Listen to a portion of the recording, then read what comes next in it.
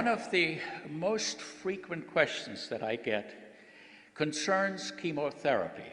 It usually starts out something like, my friend is on chemotherapy for breast cancer, et cetera, how much Kangen water should she drink?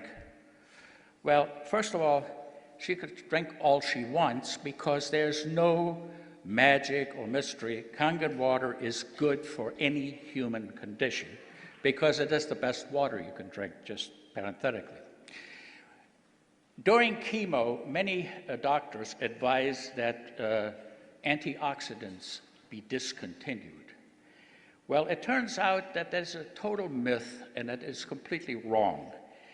The antioxidants do not adversely affect chemotherapy, and it is absolutely shown by a number of studies that no harmful effects occur if you're on chemo and if you are taking antioxidants, whether that be in the form of Kangen water or any other antioxidants.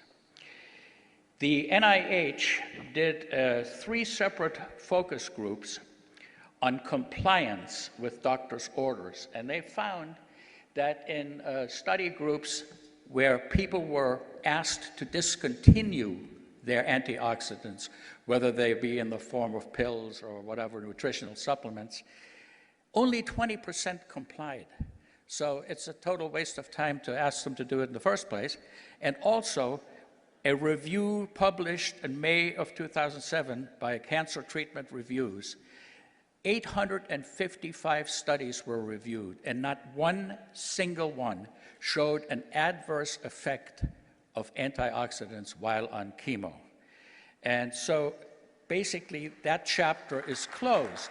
If prospective clients and so on ask you about that, you can say unequivocally, antioxidants are good whether you're on chemo or not.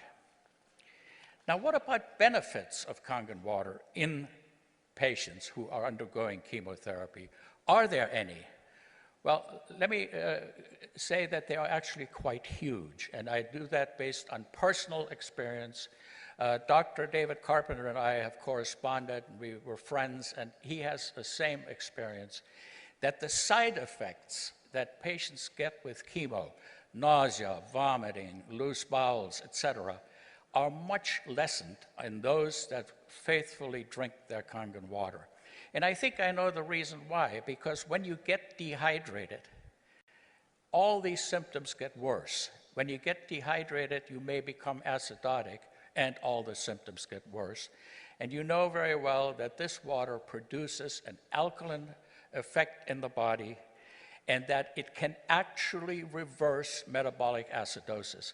This has been proven without any doubt in laboratory studies on mammal animals that were rendered profoundly acidotic, and the acidosis was reversed virtually instantly by the administration of Kangen water. So the benefit in chemotherapy of drinking Kangen water is huge.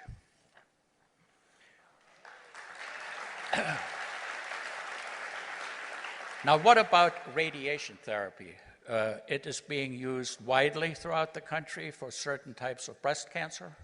It's used for other different tumors, and of course, it produces side effects, and the side effects are usually burns. They're worse in fair-skinned people. There's nothing more, heart-wrenching to see. We get some fair-skinned Celtic person, snow-white skin, and the burns are very, very nasty.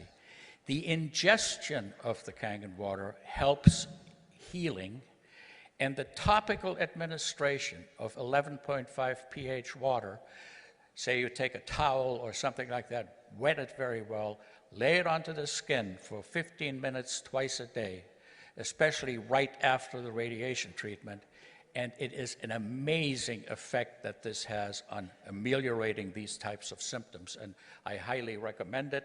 And by the way, you don't need FDA approval for that. Water has been used to treat burns since antiquity. We know it puts out the fire.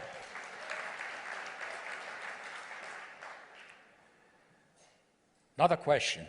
I have a prospect who has cancer. Will the water help?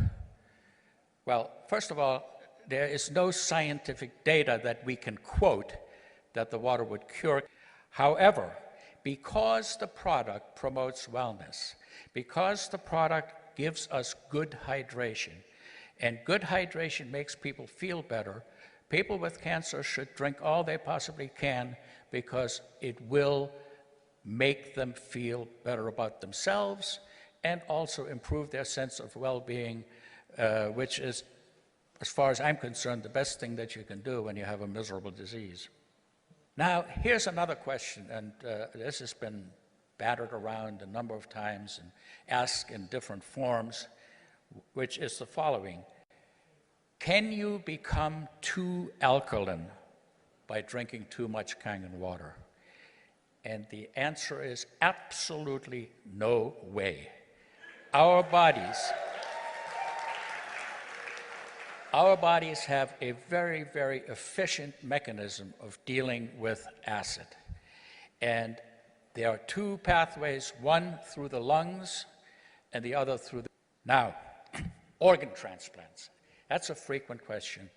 My prospect doesn't want to drink the water because she had a kidney transplant and will think it will interfere with her anti-rejection medicine. Well, let me say this. I don't know of any medicine that Kangen water interferes with.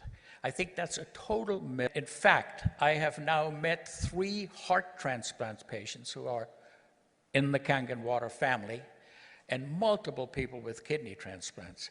And there's absolutely no way in which they have been adversely affected. Water. So, organ transplants, Kangen water, totally compatible.